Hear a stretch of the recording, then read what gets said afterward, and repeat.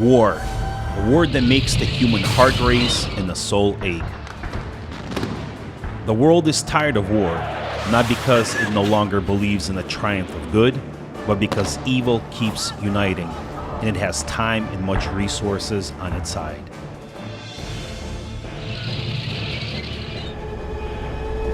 For more than 11 years, Ukraine has been enduring the crucible of suffering.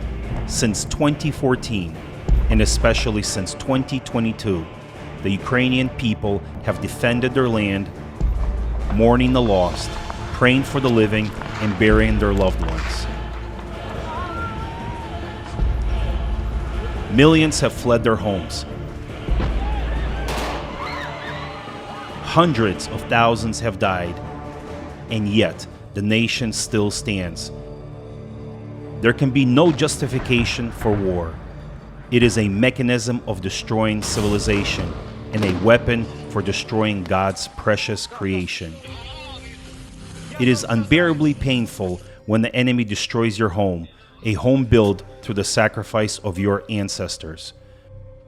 When you witness churches being burned, pastors abducted, and worship outlawed in occupied territories, you just want to close your eyes and wake up from this atrocious nightmare. Nearly 700 churches have been damaged or destroyed.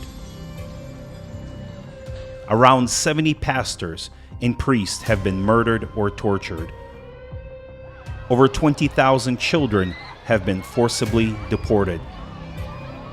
Countless cities, towns, and villages have been wiped off the face of the earth.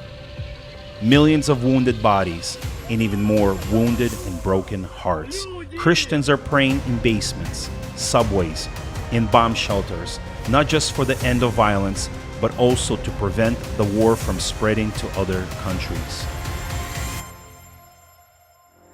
The war against Ukraine has turned into a prolonged battle of attrition, aimed at eradicating of the spiritual values of the Ukrainian people.